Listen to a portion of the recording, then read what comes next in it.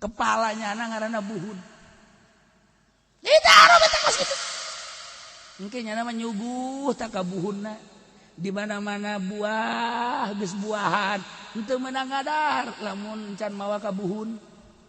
Di mana panen teu meunang kunya dari panen bebeja heula ka buhun, hasil panenna engke bere heula buhun karakjana. Pamajikanana ge bangsongkeunna ka buhun. Besi buhun perlu bangga. Atuh buhunna perlu deui. Kasina da buhun eta kos kitu. Ngan teu sambarangan diangkat jadi buhun kudu boga kaistimewaan. Turun temurun wasiat kasata buhuna teh kos gitu. Nu mantak urang lamun deuk namu ka ditu tah. Bebeja heula ka buhuna, aya tamu di mana? Ti anu, sabaraha urang? Sa anu. Silakeun teh mun sakira ulah. Aya hitung-hitunganana nya di deuleu heula di parimbonna. Teg sa ngaranna pepen. Ulah. Bahaya tah mah. Emang kudu harus ditu atuh lauk bea. Ulah. Teu aman cenah mah. Lainna naon eta bae bararea kabeh. Atuh buah ge asana-asana cenah mah. Atuh saja mah hiji. Malingna bisa cenah mah. Sial tah buhun bisa aja sa. Aduh. Aya aturan hebat tentang hitung-hitungna buhun percis jasa. Percis teu meleset teu. Namun di dieu mah di Banten teh Baduy teh naon ngaran-ngaran? Di Citorek ka ditu rawayan Baduy teh. Agamana ge jangan mah lain agama teu boga agama nya mah agama wiwitan. Nabina ge Nabi Adam. Nya mah lain nabi sasaha lain Adam nya mah langsung disebut agama wiwitan. Nah, ilmuna ngaranna pucuk umun. Mantak nya mah tilok make sendal jangan Nabi Adam ge tilok make sendal baheula cek. Tilok make baju ge atuh baheula mah baju ge kos kali itu tah urang Baduy kos itu tilok make baju sataranjang. Ya Kangjeng Nabi Adam sataranjang baheulana. Encan aya pabrik pamatek mun baheula. Encan aya pamatek, can aya tek-trek, can aya tah eta nu geus encan aya. Sataranjang paling aya ge dang-daunan dari ka diekeun. Encan aya produksi per harita. Daun-daun di hiji-hiji dipake Baduy teh kunurutan Kangjeng Nabi Adam. Ka mamana embung make sendal, embung make nanaon Adam. Ngaranna agama wiwitan Baduy itu. Di Arab ge sarua tah aya Arab Baduy ngaranna Arab. Baheula mah urang sok didongean ku kolot teh Baduy. Salah maca. Beduwi bae ngaranna urang Arab, urang kolot urang mah. Tah ieu deuk jaritakeun urang di Arab aya Arab ngaranna Baduy. Mun cek urang mah ieu teh deuk nyaritakeun kitu rawayan. Tah dina Quran ge aya tah. Dina Quran nyaritakeun Arab rawayan. Iya ayatna. Masya Allah di Garut aya tah di Garut ge sarua rawayan sarua. Urang Baduy na Badawi sarua aya sarua. Jawa Tengah aya, Jawa Timur aya. Unggal provinsi aya Baduyan. Tuh. Eta urang Baduy tah urang Baduy rawayan ka Jakarta. Nya bingung pan ka Jakarta. Ieu di Jakarta mah cenah tilok harees urang nya jelema teh cenah loba bae. Ira hareesna si jelema nya. Jakarta jana bingung ka urang Jakarta tilok harees.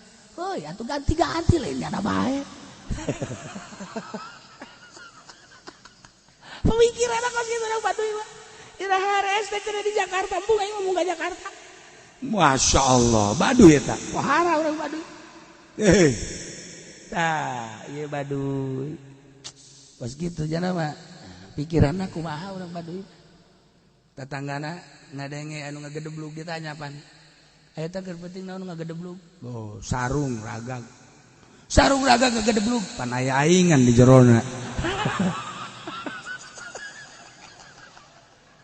Sial Baduy mah goblok. Tidak aku nya ragag teh. Edan samping kudu diheulakeun.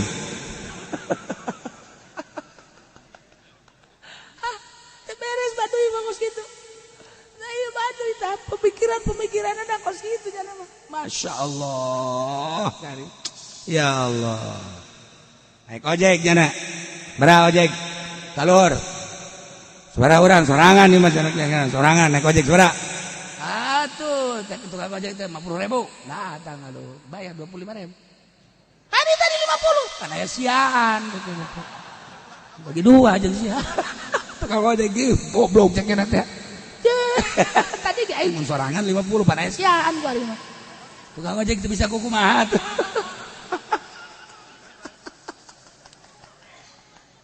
Eta Baduy teh kos kitu tah. Tah ieu teh caritakeun Arab Baduy, Arab ngaranna. Moal jauh lamun di urang kos kitu tah ngomong-ngomongna ge. Atuh di ditu ge sarua.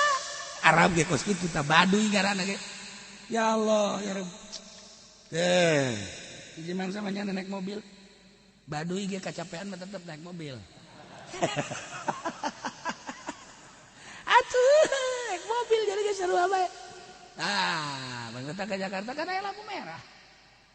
Make ngarandeg jak jandaga. Lampu kos ieu bae kudu ngarandeg. Turun nyana, pas turun kan hejo deui. Ku supir aya tuh, aing karak turun doang. Jak nyana mantap kula sok sabarangan ka aing mah ceuk. Aing cenah naon karak turun doang. Geus teu diladenan ku supir geus loba mamang.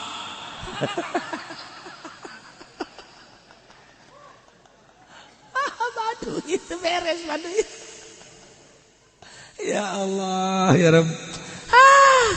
Ieu lah urang nyaritakeun Baduy teh kadang-kadang mah urang sebel, kadang-kadang hayang seuri.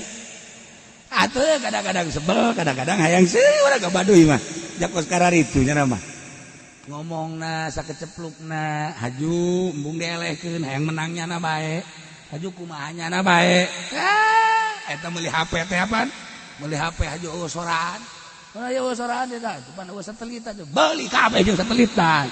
Aya meuli HP ulah kagok kayak gini. Ceknya mah satelit naon beureuh. Aduh, ya Baduy. Horenganan urang nyaritakeun Baduy digigireun ku lagi aya Baduy. Aduh, ya leuwih parah Baduy ieu mah. Ya Allah, ya Rabb. Da ieu deuk nyaritakeun Arab Baduy bahasana lain Arab tapi Arab. Al-Arab wa syaddu kufra wa nifaqa.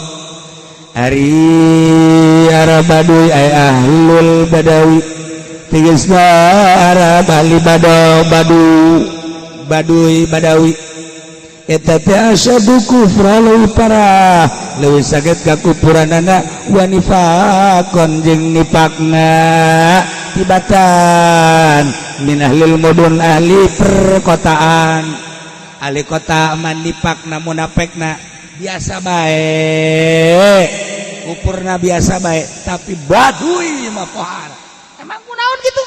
Li jafaihim hiji bedegong keras aya di nyana ngaranna ge urang leuweung. Golzi tobaihim nomor kadua kasar perwatakanana ngaranna ge urang leuweung. Ubudihim min simail Quran an simail Quran jeung jauh kita ngadengekeun Al-Qur'anul Karim teu pernah ngadengekeun Al-Qur'an atuh jauh ngaranna ge urang leuweung Baduy Arab Keras hese. Hese bae. Urang Baduy Arab teh Asyaddu kufra wa nifaqa. mohara pisan kakupuran jeung kamunafekanana sebab karakter kaleuweunganana aya di nyana bedegong keras aya di nyana kasar perwatakan aya di nyana jauh kita ngadengekeun urayan Al-Qur'an aya di nyana Kumaha luluhna tuh. kuari urang deuk dakwah ka mana ka Rawayan Sanu bisa dakwah ka Rawayan. Syekh Syarif Hidayatullah jeung Syekh Maulana Hasanuddin diutus ku para ulama di Demak, para wali di Demak titah ngagempur Banten. Digempur ku Syekh Syarif Hidayatullah melalui Maulana Hasanuddin, Syekh Maulana Hasanuddin putra daripada Syekh Syarif Hidayatullah. Meme ngagempur nyana titah tapah heula ke Gunung Sari. Tidinya ternyata horenganan aya di luhur gunung teh. Patung. Oh, iya. Malah aya nu keur tapa panjang. Turun hasil tapa Syekh Maulana Hasanuddin teh. Berangkat dakwah melalui perang. Alhamdulillah gancang caritana Syekh Maulana Hasanuddin berhasil nundukeun Banten. Anu keur dikuasai lain sanagara. Banten teh anu cicing di dinya teh Inggris baheula, Banten teh anu cicing teh di dinya Prancis, Banten teh nu dicicing di dinya teh Denmark, nu dicicing dinya Belanda. Urusan anak kan RRC urusan perdagangan.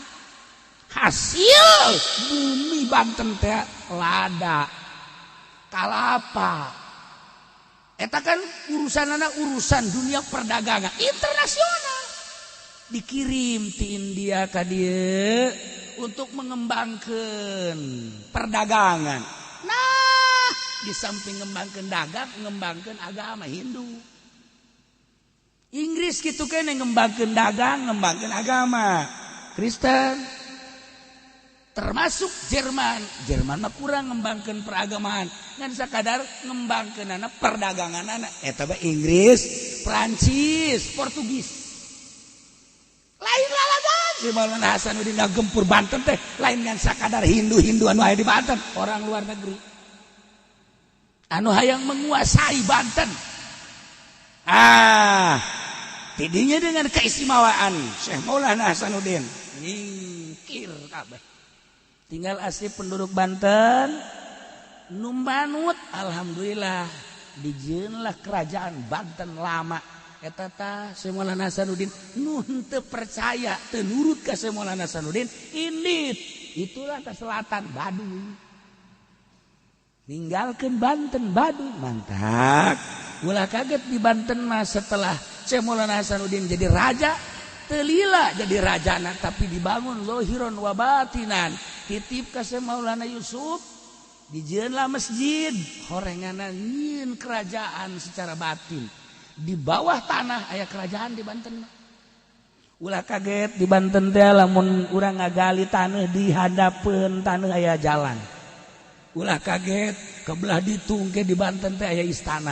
Jadi di jero tanah di handap teh aya nagara di kuari masih teh. Ulah kaget. Lamun digali di jero sekian meter ternyata aya jalan deui.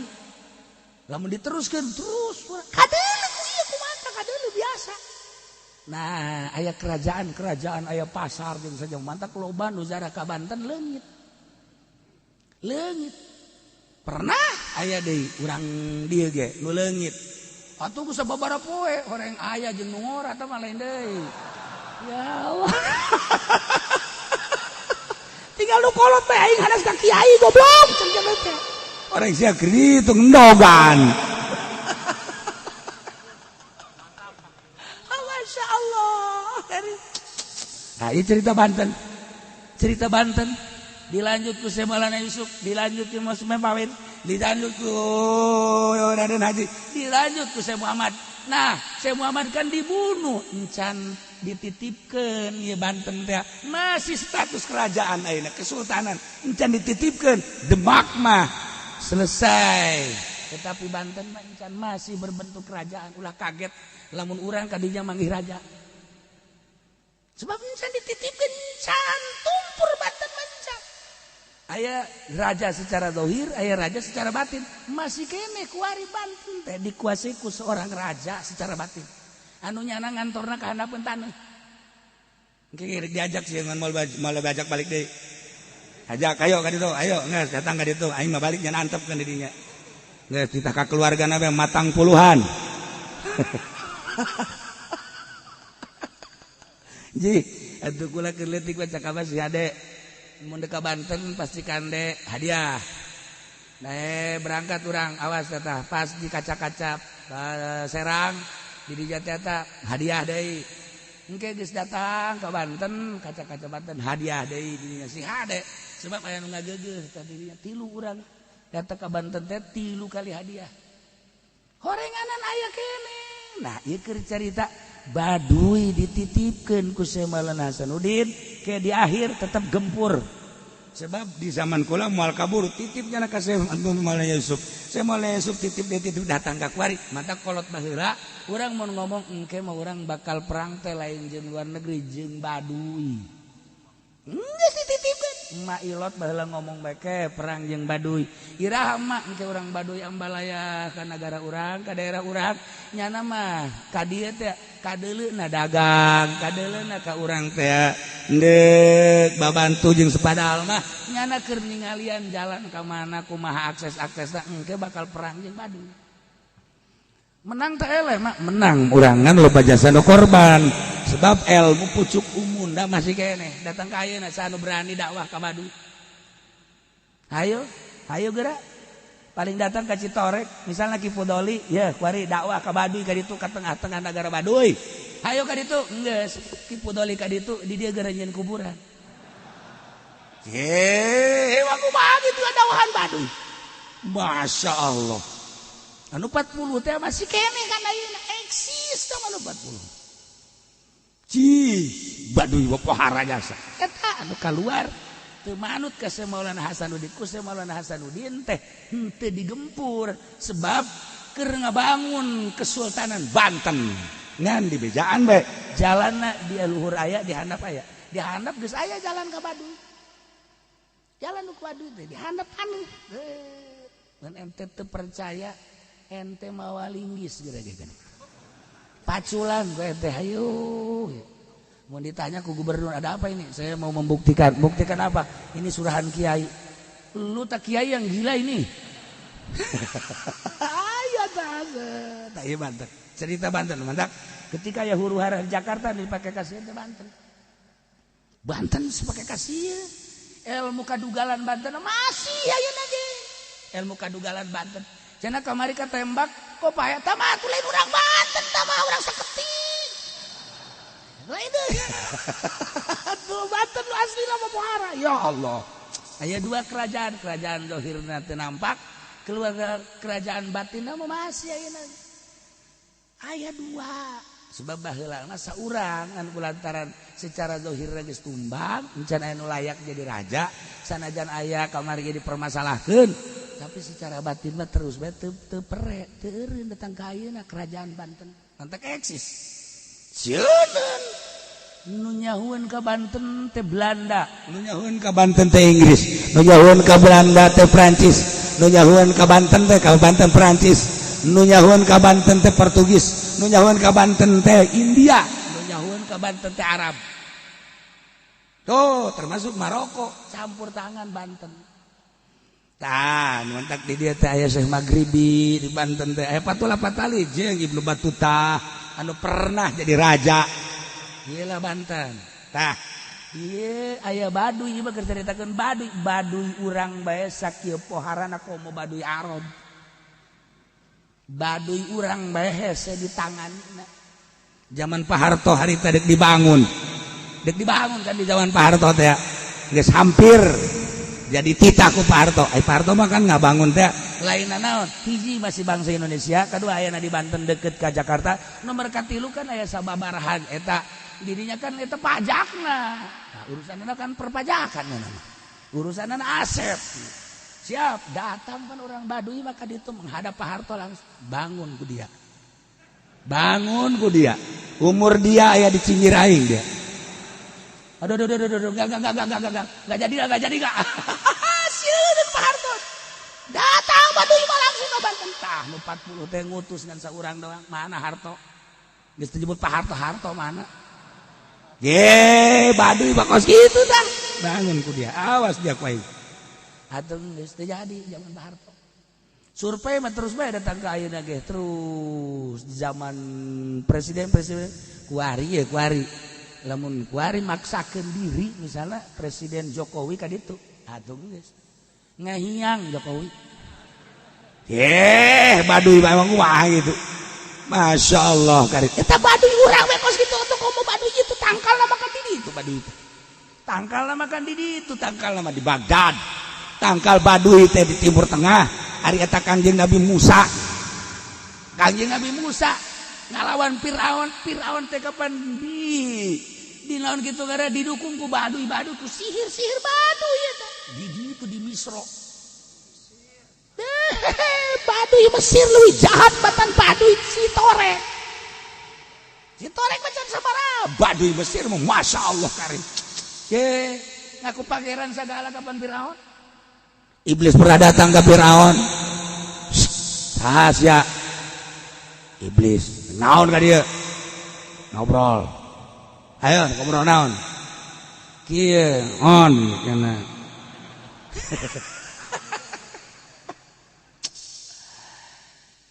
Aing di sorga haju Gusti Allah nyiptakeun Adam. Aing kita sujud ke Adam. Aing embung kulantaran mulyaan aing batan Adam. Ku teu daek sujud bae aing ka Adam. Aing diusir di sorga ka dunya ka bumi. Haju deung naon? Aya maneh mah kapan lain sujud deui men tadi sujudan. Pan maneh mah minta disujudan ngaku pangeran. Emang dek naon gitu? Be sadis ya sebenarnya. Aing ge sabaraha angkat topi ka sia.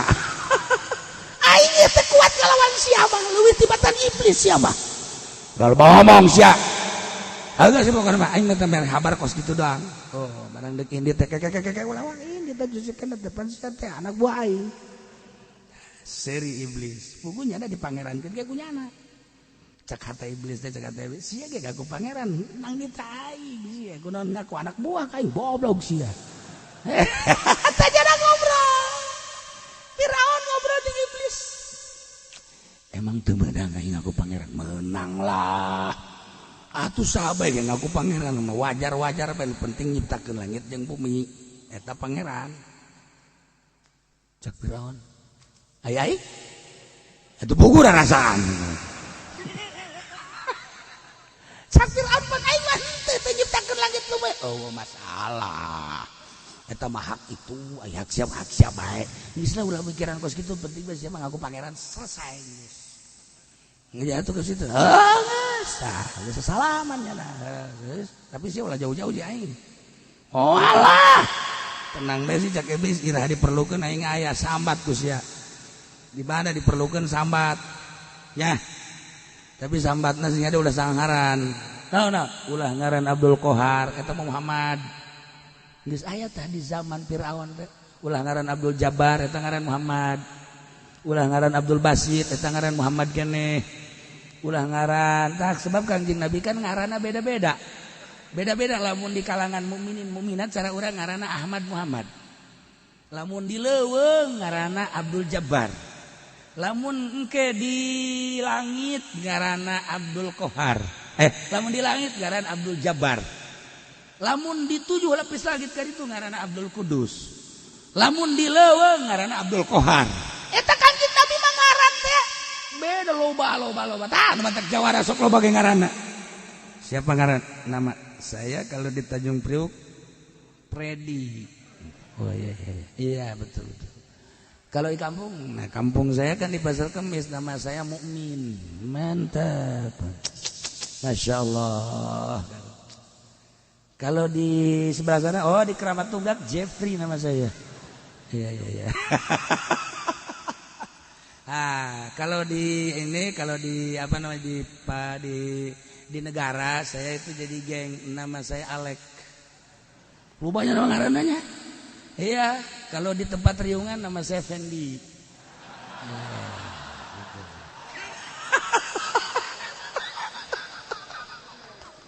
Lo ngaranna bajingan goblok. Eta Kangjeng Nabi ngaranna Masya Allah di laut kan tertera di sejarah. Di laut nyebutna ka Kangjeng Nabi teh eta. Di leuweung hewan ka Kangjeng Nabi eta. Lamun di kalangan iblis di Kangjeng Nabi ngaranna eta. Lamun di langit ngaranna eta. Lamun di mukminin mukminat ngaranna ieu nu urang Muhammad Ahmad. Mantak di Quran ge Yasin, Toha. Eta kan ngaran Kangjeng Nabi. Untuk di mana? Di ditu tuh. Di Lauhil Mahfuz kebelah ditu. Kebelah mana? Belah ditu bapakna belah. Di Abdul Qudus ngaranna tah ieu Kangjeng Nabi. Kemana bae ngaran Kangjeng Nabi eta? Nu mantan ku iblis dibejat asal nyebutna sing hade mun nyambat kula sing hade ulah salah ngaran. Satu kasihan nyebutna Momondon.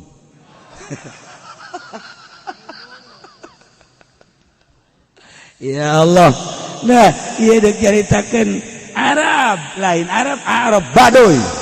Al-Arab wa asyaddu kufra wa nifaqa wajdaru an la ya'lamu hudud ma anzalallahu ala rasulih.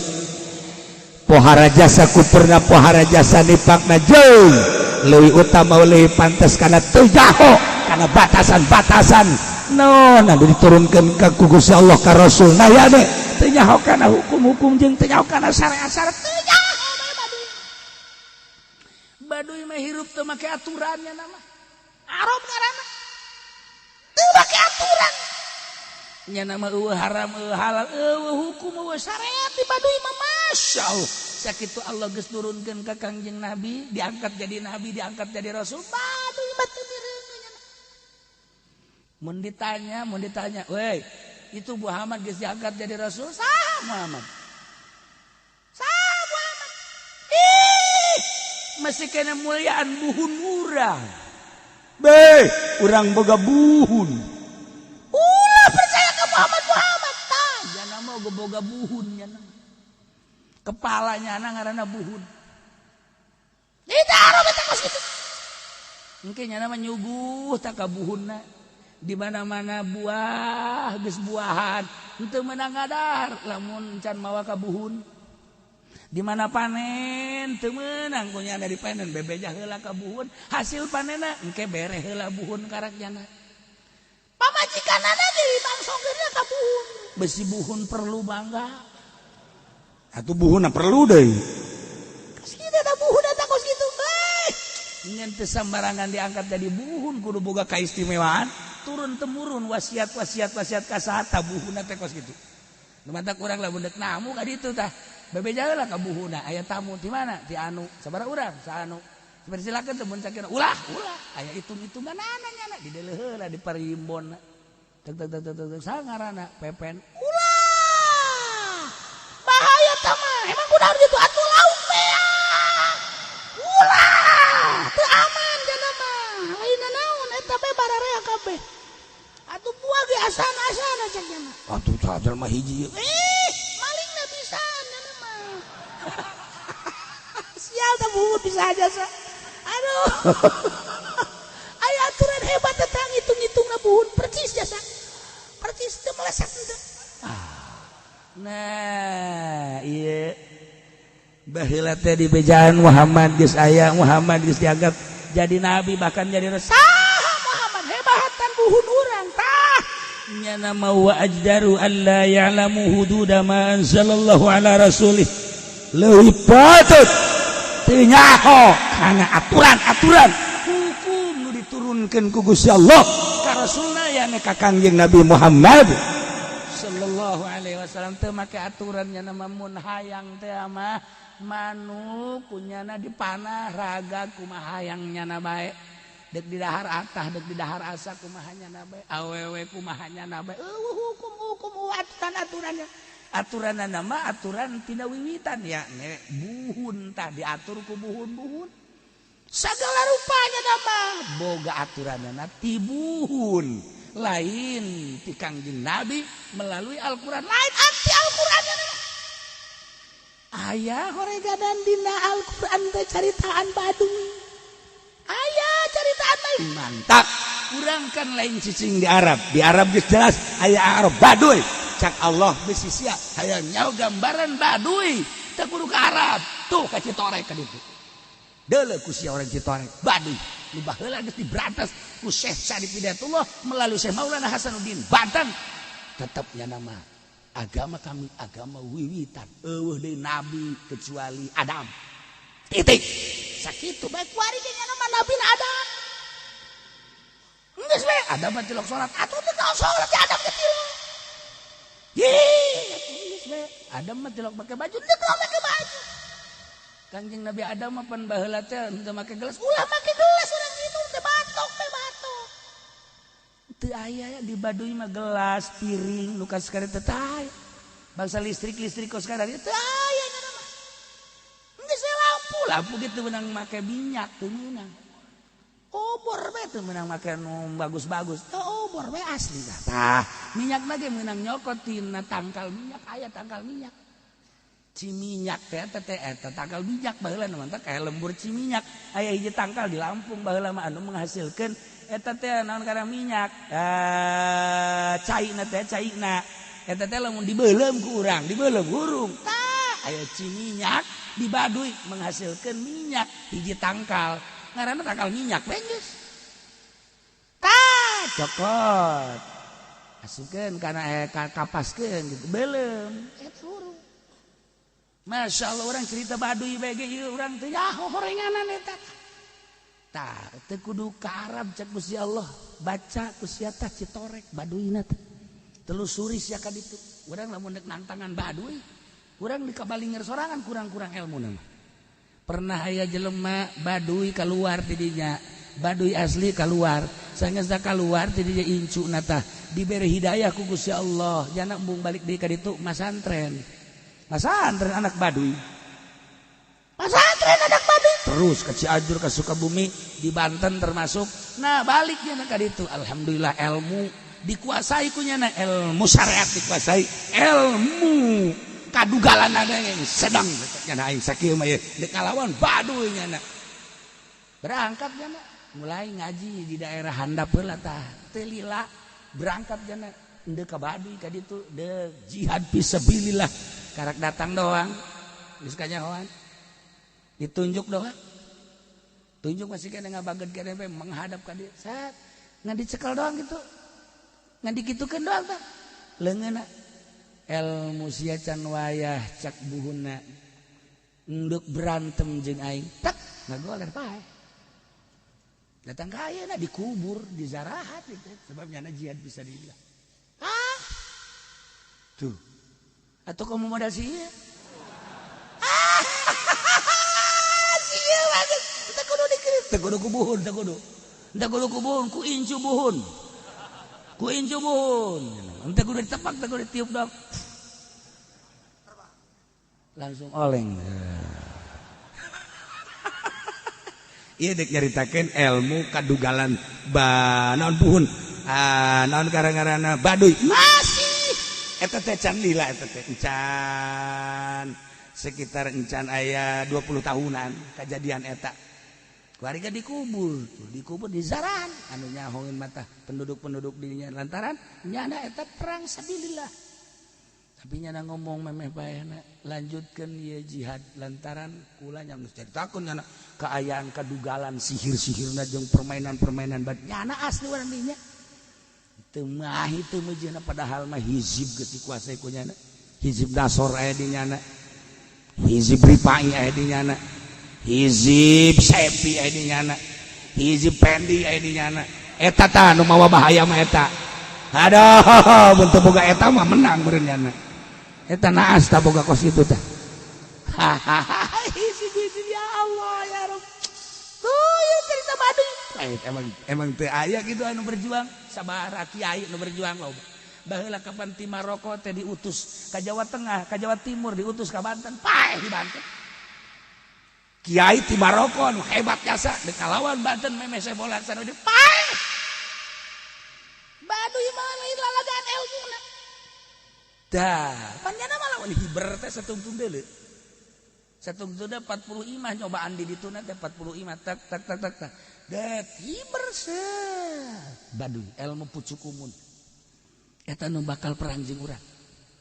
Nah ieu keur carita lain deuk caritakeun etana deuk caritakeun teh di urang bae Baduy sakitu takomo itu mah tangkalna itu mah tangkal Baduy pahara jasa nu leuleutikkan ieu sakeliling Baduy nu aya di urang bae nu lain urang Baduyna sakitu dugalana ye tu kobo itu kieu aya al-a'raf wa asyaddu kufra wa nifaqa wa ajdaru Allah ya'lamu hududa ma anzalallah ala rasulih wallahu alimun hakim. Gusti kok bisa kos kitu sih ulah nanya ka aing cak Allah sia mah sia bae cak Allah aing maha uninya makhluk aing jangan nyieun aing jang kekuatan iman sia jang kekuatan keyakinan sia aing nyieun bentuk manusia beda-beda aing nyieun karakter manusia beda-beda aing nyieun perwatakan manusia beda-beda geus ulah nyaritakeun naon aing euy jangan nyieun aing cak Gusti Allah je hakimun fi sanaihi bihim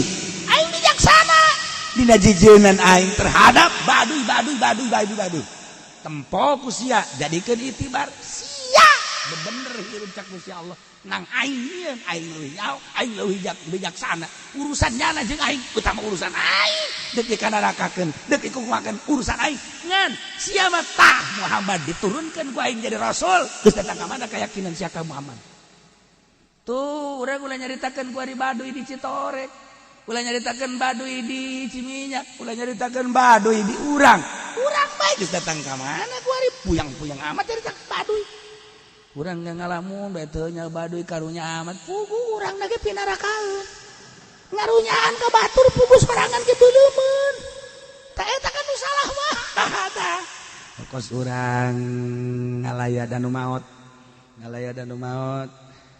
urang boga pikiran sedih amat nya kuna jawara cek jalan teh aduh emang urang nyana mah tukang mabok ajo nyana mah tukang zina tukang main aduh aing mah sedih amat ceurik jalan teh kunaon jeung ceurik ka ditu can karuhan nyana mah urusan jeung kau aing mane osok getol salat tilok gitu kamari puasa di Ramadan henteu Gusti Allah aya teh motor teh nu kamari leungit ku aing atuh kunaon yang ceurikan si itu tuh sia bae nu bener teu nah urang geus kos kitu bae geus tama urusan baduy mah jang itibar aya di unggal nagara di Amerika aya baduy naon coba ngaranna mun di Amerika naon baduy teh naon Indian eta kan baduy sarua bae nya mah teu nyaho kan lain India Indian udah jelaskeun bae nya mah dokter jeung dokter beda aku lain pamajikan jeung majikan lain ieu ge India jeung Indian lain tah kudu jelaskeun kitu bae jeung urang kampung mah tah ieu atuh batur mah disaraho tolong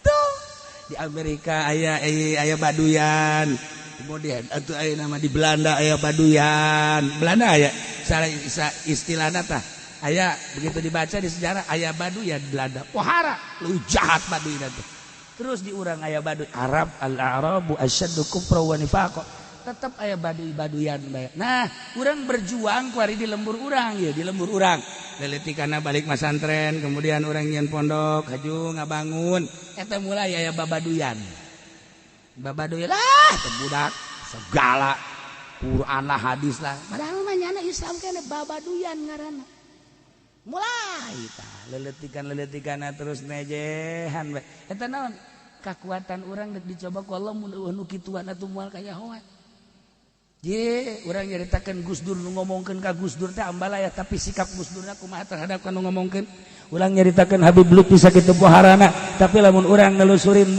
anu teu resepkeun ka Habib Lutfi ambalaya tapi sikap Habib Lutfi ka jelema nu teu resepkeun kumaha urang makan kakarak beja doang heuy sia nya memang ulah tuh si anu teu gregeteun ka sia nu bener tah ye masyaallah juga aing mah resep teu resepkeun nya mah deuk dikubakeun ku sia aya teluh di mana teluh mulai urang atuh ye jadi kiai kalau kos kitu mah jadi kiai mah itu mah nyana tersebut tah mah resep urusan nyana aing mah resep dipake ka resep sakieu teh dipake ka resep sakieu aing ngade ka Allah we jeung bekal aing sabodo urusan batur eta kan ngeunaheun ka teh ngeunaheun eta tetangga eta sakitu deuketna ge ye jangan ngajebian bae ka maneh atukeun bae teh urusan nyana ngajebian urusannya tuh aing main yang ke di akhirat lagi meureun misah tempat nu ngajebian mah meureun di ditu meureun resep mah tuh jeung di dieu tapan dulu eta mah adi sorangan ku adi sorangan eta terus iya tukeun bae masalah aing we jeung Gusti Allah pugu aing bener diri aing ka Gusti kajeun tetep bae sejuta kalinya da terseupeun adi aing ka aing mah resep bae kan ngeunaheun ka urang ulah kieu adi sorangan ku nya pararanas boro-boro batur adi sorangan kitu ku sia daek sia ku aing manusia ku aing dititah aya naon kitu tah ku aing dibere duit 5 juta kunaon tikem habek pada teu ngeunaheun ka urang ye tuh kiai eta kiai kamari teh pan aya tamu dinya aju leungit motorna kapan heueuh eta mah pan menghina ka